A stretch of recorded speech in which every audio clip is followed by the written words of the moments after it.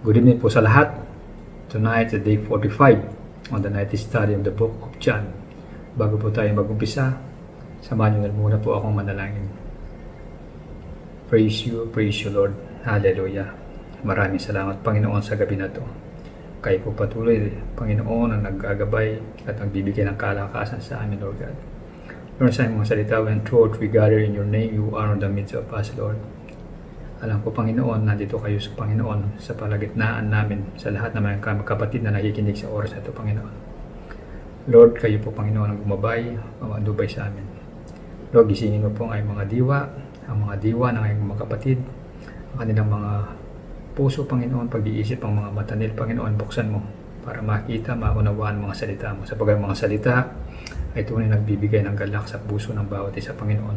At yung mga salita, Panginoon, sila lamp to our feet and a light unto our path. Salamat, Lord, gamitin mo lang, Panginoon, bilang po yung mouthpiece sa pagbibigay po ng kaliwanagan sa iyong mga salita, O God. Salamat, Lord. Give you praise and give you glory in Jesus' name. Amen. Amen. Ang text po natin ngayon is about John chapter 20 verse 10 to 31. It's about the resurrection of Jesus, ang muli pong pagkabuhay ng ating Panginoong Yesus. Although napakarami po bang atheists na nagko-question about the resurrection of Jesus, napakarami po mga atheists po ang nagko-question dito. Even the existence of God, yung kina-question po nila. Yung pa kayang muling pagkabuhay ng Jesus, hindi nila ko-questionin. No? But there are overwhelming scientific and historical evidence, napakarami pong ebidensya na nagpapatunay na talaga po ang Panginoong Jesus, siya po ay bumangon muli. He is resurrected po, no? At ito po ay pinapatunayan natin mga verses na ating babasahin po ngayon. At ang mga atheists po na to, usually po, wala pong silang ginawa, kundi po questioning. Hindi po, ang Bible po, hindi po tulad ng mga libro o mga textbooks, no? Na ang sinulat po ng mga 1930s, 1940s, 1950s. By this time, hindi na po nagagamit ang mga yon. Obsolete na po yung mga yon. May mga expiration date na po yung mga yon. Unlike Bible po, ang sabi po, nakasulat, kahit isang tuldok lamang ay hindi mo magagalaw to, sapagkat ito ay salita ng Diyos. Ang Bible po na to na kanilang question, hindi po nagbabagong salita ng Diyos dito. Mula noon, ngayon, magpakailanman. Sapagkat ang Diyos po ay buhay. Hanggang ngayon po, hindi po nagbabago ang Panginoon. Yun po ang ating papaliwanag ngayon kung paano po, kung saan po ang kaugnayan at mga pangyayari na naganap po nung panahon po na about the John chapter 20 verse 10 to 31 ang panahon po na to.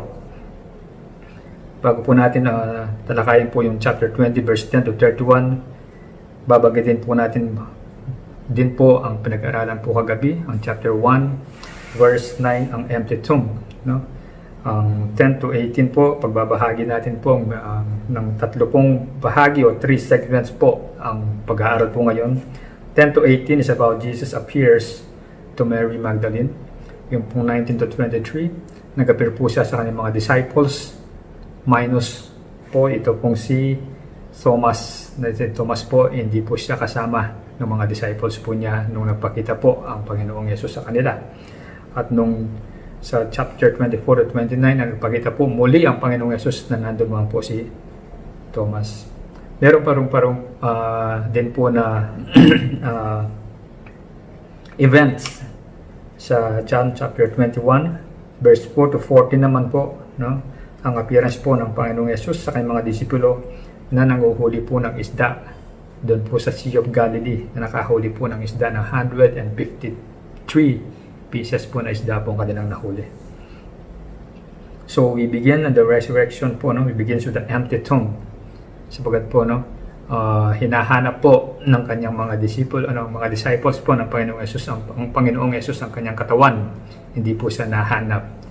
Hindi po kasi nila alam wala po silang understanding pa na tungkol po sa kasulatan na Jesus had to rise from the dead. Ito po ang verse 1 to 9 about the empty tomb na babalikan lang po natin ang pinag-aralan po kagabi.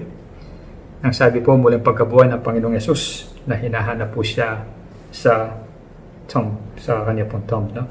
Madilim-dilim pa noong unang araw sa linggo, pumunta si Maria Magdalena sa libingan. Naratnan niyang naalis na ang batong natatakip sa pinto ng libingan. Actually, ang pinto po na to, ang sinasabi pong pinto, every time po sila ipapasok sa lumuyuko. So, this door passage na entrance po ito po ay mababa sa height ng isang tao. Pero po ang batong nakaharang po doon ay napakalaki po, napakabigat po noon, hindi po kaya pa ng isang tao. Kaya hindi po basta-basta po ito. It's a special place po kasi may-ari po nito ay isang mayaman po ang may-ari nito. Ang nagmapangalan po nito ay si Joseph of Arimathea. Isa din po siyang disciple ng Panginoong Yesus, pero secret pong disciple niya kasi po siya natatakot sa mga Diyos po, sa mga Sanhedrin. Kung babagay, tatalakayin po yung kahapong pag-aaral po na napaliwanag po kahapon na ito pong si Joseph of Arimathea, siya po ay isang Sanhedrin po, no? Kaya po siya ay nakuha po niya pag-uusap po niya ang katawan ng Panginoong Yesus at siya po ay nilibing po sa kanyang tomb na kanyang nabili. Wala pong nakalagay pong ibang nakalibing pong ibang tao po dito na ibang katawan, kundi ang Panginoong Yesus lamang po pinasok dito. So sinabi po niya dito, si Maria Magdalena sa libingan na niya naalis ang batong nakatakip sa pinto ng libingan. Dahil dito patakbo siyang pumunta kay Simon Pedro, kay Peter at sa alagad na mahal ni Jesus, ito po sa John, at sinabi sa kanila, may kumuha sa Panginoon mula sa libingan at hindi namin alam kung saan siya dinala. Sina Pedro at nasabing alagad ay nagpunta sa libingan. Kapwa sila tumakbo, ngunit si Pedro na naunahan noong isa. Ito pong si John, naunahan po si John. Siya po ay pumunta doon sa may tomb. Yumuko ito at sumilip sa loob. Yumuko lang po, sumilip, ngunit hindi pumasok. Nakita nakalagay doon ang mga mamahaling tela. No? Tapos dumating po si Simon Pedro, tuloy-tuloy itong pumasok sa libingan at nakita nito ang tela ng lino. At ang panyong nakaibinalot sa ulo ni Jesus, ang panyo ay hindi kasama sa mga mamahaling tela, kundi hiwalay na nakatiklop sa isang tabi. Pumasok din ang alagad na unang dumating sa kanya. Ibig sabihin po, nung nandun na po sa loob, ito pong si Peter, ito pong si John, pumasok din. So dalawa na silang nasa loob. So na-witness po nila na empty talaga yung tomb. At siya'y naniwala, no? Hindi pa nila naunawahan noon na si Jesus ay kailangan muling mabuhay ayon sa kasulatan. Hindi pa po nila naunawahan na siya kailangan muling mabuhay ayon sa kasulatan. Kaya po ang mga dalawa po na to, si Peter at saka po si John, sila po ay umuwi. Ano po kaya ang pakiramdam nila habang sila umuwi? Ano pa ang expression nila? Siguro po sila ay fearful o devastated, no? Sila po ay mga overwhelmed with shock, no? And grief na may sila po ay naghihinagpis o may may bighati, kalungkutan sa kanilang mga puso habang sila ay naglalakad. Iniwan po nila doon si Mary Magdalene. Dito na po pumasok ang ating pong verse ngayon na John chapter 20 verse 10 to 31 na naiwan po doon. Ito pong si Mary Magdalene. Si Maria nakatayong umiiyak. Nayon po siyang umiiyak sa labas ng libingan na yumuko siya, sumilip sa loob. Ito pong si Mary po ay sa sarili po niya sa nag-imbestigang sarili niya. So, nung dumalas na po yung dalawa, ito pong si Mary, although may mga kasama din po siya, nung una po mga pagbasa po ng mga una, may mga kasama din po siya, pero siya po ay pumasok. But at this time, sinasabi lang po si Mary nandito. Siya po ay sumilip at pumasok. So, siya po ang pangatlo pong pumasok sa may sumpo ng Panginoong Yesus.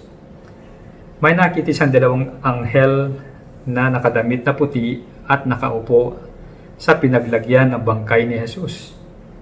Ang isa'y sa gawing ulunan at ang isa na may sa paanan. Tinanong nila si Maria, "Babae, bakit ka umiiyak?" Sumagot siya, may kumuha po sa aking Panginoon at hindi ko alam kung saan siya dinala. Pagkasabi nito'y napalingon siya at nakita niya si Jesus na nakatayo roon. Ngunit hindi pa niya nakikilala si Jesus iyon. Tinanong siya ni Jesus, "Babae, bakit ka umiiyak? Sino ang hinahanap mo?" Yun po ang tanong ng Panginoong Jesus. Akala ni Maria ang kausap niya ang hardinero, kaya't sinabi niya, "Ginoo, kung kayo po ang kumuha sa kanya, pakituro po nga po ninyo sa akin kung saan ninyo siya dinala at kukunin ko." Sa verse 16, Maria, sabi ni Jesus. Tinawag po ng Panginoong Jesus ang pangalan po ni Maria, ni Mary. No? So humarap siya sa kanya, sinabi sa wikang Hebreo, Rabboni, na ang ibig sabihin, Guro. Sabi ni Jesus, "Huwag mo akong hawakan sapagkat hindi pa ako nakakapunta sa Ama." Ito po ay verse 17. "Sa halip, pumunta ka sa aking mga kapatid at sabihin mo sa kanila na aakyat na ako sa aking Ama at inyong Ama, sa aking Diyos at inyong Diyos." Kaya't si Maria Magdalena ay pumunta sa mga alagad at sinabi sa kanila, "Nakita ko ang Panginoon." At sinabi rin niya sa kanila ang bilin ni Jesus. We stop muna po sa verse 17. Sabi po dito, "Huwag mo akong hawakan sapagkat hindi pa ako nakakapunta sa Ama. Sa halip, pumunta ka sa aking mga kapatid at sabihin mo sa kanila, aakyat ako sa aking Ama at inyong Ama, sa aking Diyos at inyong Diyos." Napakasarap pong pakinggan ang sinabi po ng Panginoong Yesus dito. Sabi niya, ang aking Ama at inyong Ama. My Father and your Father, my God and your God. Napaka-grateful po natin na tawagan po ulit tayo na children ng Panginoon. Despite sa mga sins po na ginawa po ng tao, despite sa filthiness po ginawa niya, unrighteousness sa sight ng Panginoon, nandiyan po rin po siya. Sabi nga po sa John 14:6, "I am the way, the truth, and the life. Nobody can come to the Father except through me." No one. I am the way. Siya lang po ang way papunta sa Ama. Kaya po sinabi dito, my Father and your Father is the way to the Father. Sabi nga po sa Galatians 4:4-5, God sent for His Son, born of woman, born under the law, to redeem those who were under the law, that we might receive the adoptions as sons. We have received again the adoptions of sons. Napaka-grateful po talaga natin. Sabi nga po sa 2 Corinthians 5:21 that we have given the righteousness to stand before God through Jesus. Through Jesus.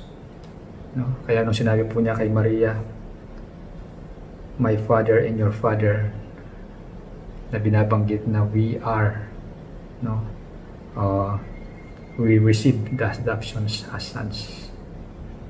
So to this passage po from verse 11 to verse 17, nandito po ang sinasabi ng Panginoon, no? Nandito po ang promise na sinasabi niya.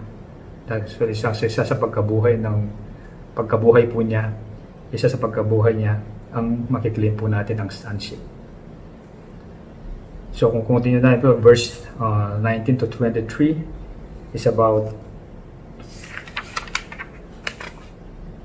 na nagpakita po si Jesus sa kanyang mga alagad. Bago po iyon, no, ulitin ko lang po kanina, dahil po sa Panginoong Jesus, dahil sa Diyos, sa kanyang biyaya, sa kanyang awa, sa kanyang pong pagmamahal, sa kanyang habag, tayo po ay muling binangon ng Panginoon na kasama niya.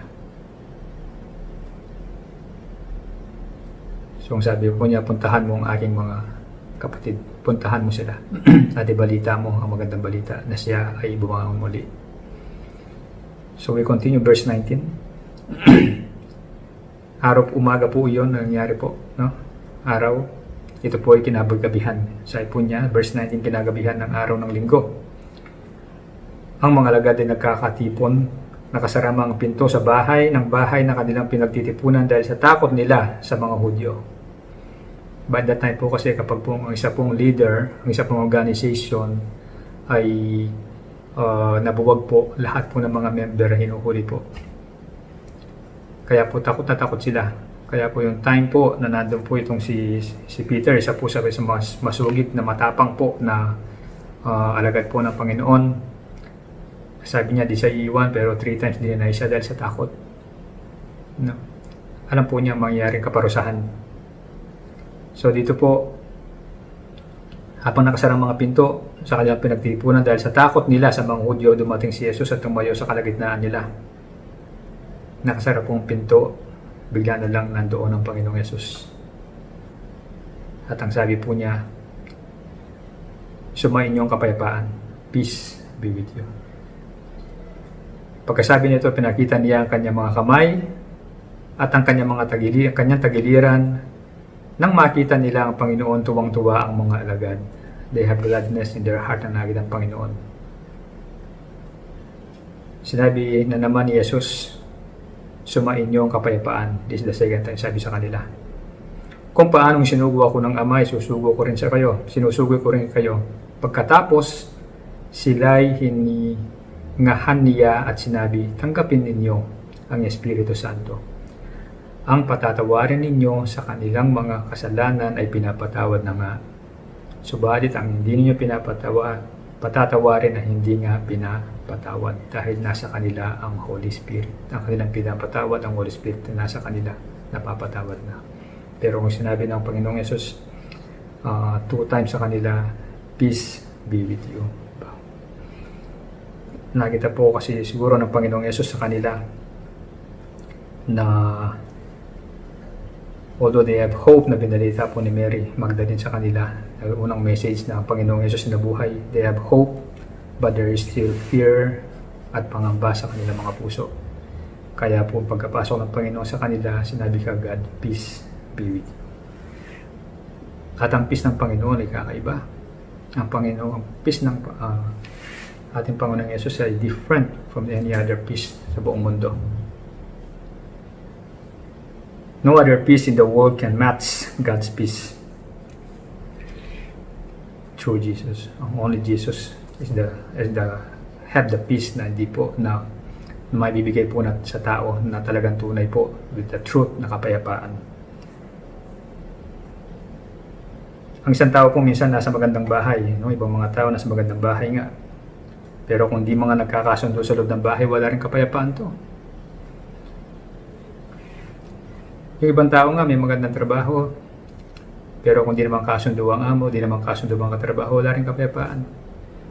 Dati nga kung una akong kumuha ng passport sa Pilipinas, ganoon din po. Pagkakuha ko ng passport, nung kumukuha ko doon, nakapila. No? It's not long time ago din po yun. No? Meron pong isang lalaki po na sumisigaw. Habang sumisigaw, hindi ko alam anong sinisigaw niya. Ang pagkalapit sumisigaw, sabi niya makakalis na daw siya sa Pilipinas. Magkakaroon siya ng kapayapaan. Di mo alam kung saan ka pupunta, di mo alam kung anong pupuntahan, anong magiging trabaho. No? So, although yung iba nagkakaroon po ng magandang trabaho, pero po yung kapayapaan ay kakaiba. Ang kapayapaan po wala po sa physical appearance. Ang kapayapaan po ay nasa loob po, nasa puso. No? Yun po ang nagbibigay lamang ang Panginoong Yesus. Minsan po may isang tao po na meron din po siyang kagalit, no? Galit po siya sa isang kaibigan niya, na nagalit siya talaga ang tunay na galit. Pero pinapalitan na niya dahil matagal na yon, wala na siyang galit. No, wala na to. It's already past. Na humupa na, lumipas na, matagal na yon, wala nang galit. Pero po ang tao na to minsan kapag po na naginip sa pananagip lang niya, galit na galit pa rin siya sa tao na yon, sa kanyang kaibigan. No, we cannot deny sometimes. No? Minsan kasi panaginip, hindi pa rin nawawala ang galit mo. Nasa Panginoon lang po talaga ang magbibigay ng tunay kapayapaan. Only God's peace ang magbibigay sa inyo ng tunay kapayapaan. No? Paano po mahanap ang kapayapaan na to? Ang kapayapaan na to ay makikuha mo po dito po sa Word of God po, sa Bible, at sa pagdadasal po sa Panginoon. Diyan mo lang po mahahanap ang tunay na kapayapaan. Sabi nga po ng Book of Ecclesiastes, sabi po, meaningless.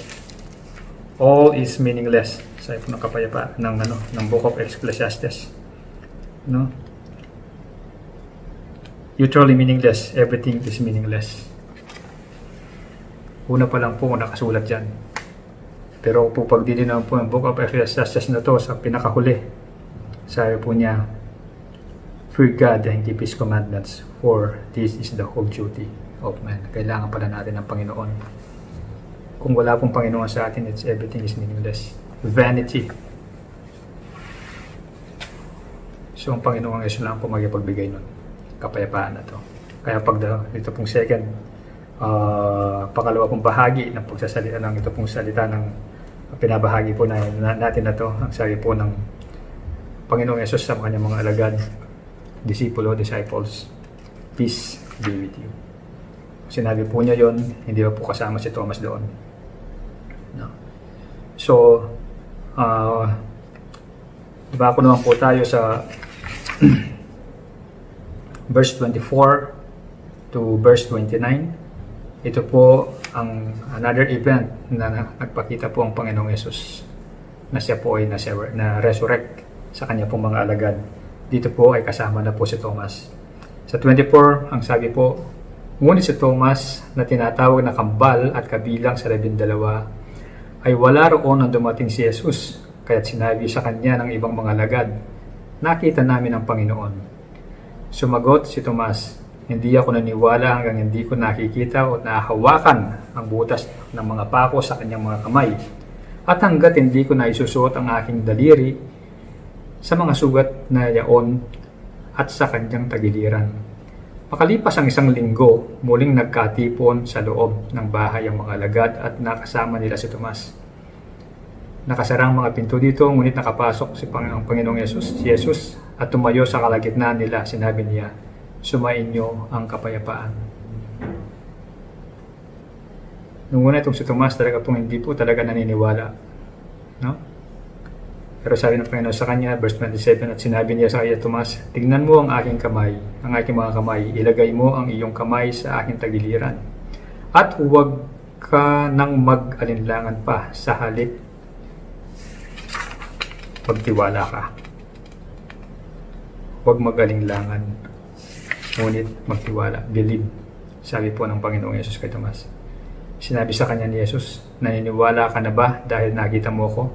Mapalad ang mga naniniwala kahit hindi nila ako nakita. So this pangatlong bahagi ng salita ng Diyos ang nakita po natin dito. Ang promise na sinabi ko din Panginoon, believe. Ang una pong kanina ay yung pong sonship, pangalawa po yung peace. Ngayon po ang sabi po, believe. No? Ang muling pagkabuhay po ng Panginoong Yesus is resurrection, kasama po ang salitang believe po, na maniwala ka lang po tayo. Bakit kaya itong si Tomas hindi naniwala nung una? Ano kaya ang nahirap kay Tomas? At una pa lang hindi siya kasama ng kanyang mga mga disciples. Nakahiwalay siya. Kaya nung pinalita sa kanya, hindi siya naniwala. Bakit kaya ganon? Ito po yung marahil, no? I-paraphrase lang natin, no? It might be na dahil nakita niya, na-witness niya sa dalawang mga mata na ang mga sugat ng Panginoon, mga latay ng Panginoon mula ulong hanggang paa, napakadami. Butas ang kanyang mga kamay, ang kanyang paa, butas din. Sabi ng mga scholars, pati daw ang kanyang ulo, yung mga tusok na nandoon. No? May mga tusok pa rin nung nilinis ang kanyang katawan. Punong-puno ang kanyang mga laman. Expose ang mga laman niya. No? Ganun po kadaming sugat. Kaya siguro si Tomas, sabi niya, paano mabubuhay naman sa daming sugat, sa dami? Meron pang spear, in-spear pa, tagiliran ng Panginoon. Kaya siguro si Tomas, no? Dahil sa severe punishment na marahas matinding parusa na before the crucifixion na ginawa sa Panginoon na ilang oras pa na crucified. siya naniniwala na mahirapan siyang naniniwala na buhay uli ang Panginoon. Pero ang sabi ng Panginoon sa kanya, maniwala ka lang, stop doubting but believe. Ito pong sabi ng Panginoon. Believe. Ang tunay na tagasunod ni Kristo ay hindi to see is to believe. Ang tunay na tagasunod ni Kristo ay I believe, therefore I will see and believe. Maniniwala ka muna. No? Kaya nga sa Hebrew chapter 11:1, now faith is the substance of things hoped for, the evidence of things not seen. Believe by faith. Maniwala ka kahit di mo nakikita na ang Diyos ay buhay. No? Meron pong isang story na kinabasa na patungkol po kay Derek Prince. No?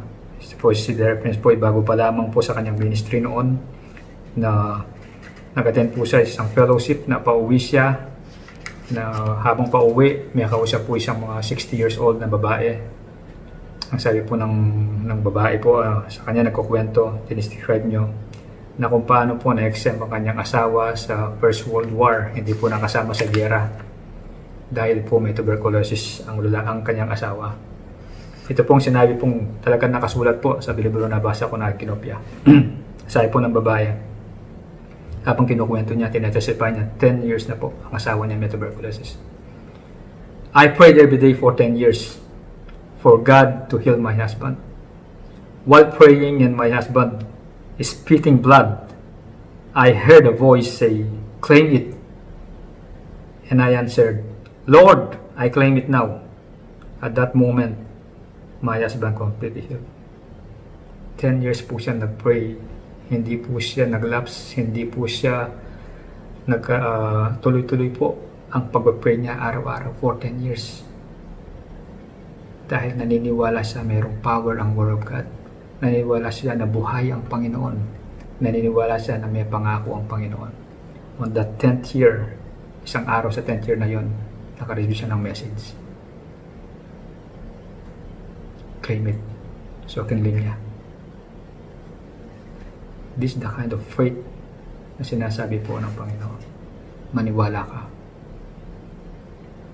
Kaya sabi ng Panginoon po kay Tomas sa verse 29. Kahit sa English mo nagbasahin, then Jesus told him, because you have seen me, you have believed. Blessed are those who have not seen and yet have believed. Blessed are those. Mapalad ang mga naniniwala kahit hindi ako nakikita. Mapapalad ang mga naniniwala sa Panginoon. So this is another message from God. Ito po sa passage na binasa natin na resurrection of Christ, resurrection of Jesus. Tatlo po ang mga pangako po nandito po. Promises, sonships about peace, and about belief. Sabi po sa Romans 10:11, whoever believes in Him will not put to shame. Hindi po mapapahiya ang mga nagdadasal, ang mga naniniwala sa Panginoon. Hindi po ito napapahiya. Believe. Believe in God. Believe in Jesus. Mark 11:24, therefore I tell you, whatever you ask for in prayer, believe you receive it, and it will be yours. Believe, sabi po. Gagawin ng Panginoon dahil pangako niya yan.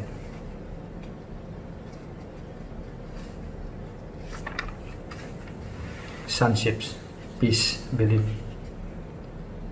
Nung pumuling nabuhay ang Panginoon, kasama pong binigay po ito sa atin.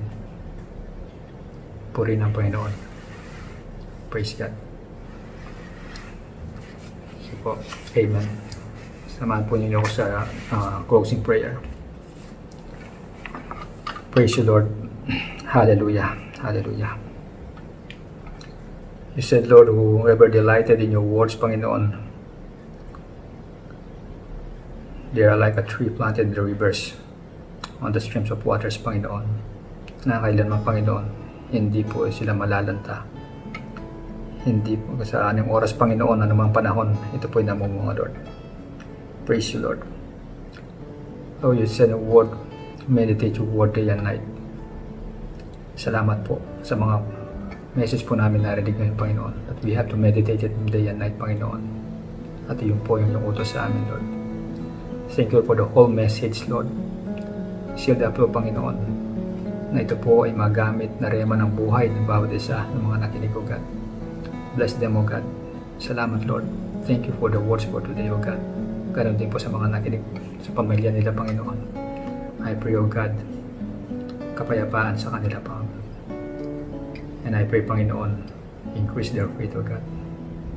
Salamat, Panginoon, sa bawat buhay na nakinig ngayon, O God. Sa bawat puso, Panginoon. Thank you, Lord God. Thank you for your message. We give you praise, we give you glory. In Jesus' name. Amen. Amen. Samahan niyo po kami muli bukas sa ating pag-aaral po ng continuation ng Book of John. At ito po at ang ito po mga gawain natin na nasa YouTube at Facebook. No?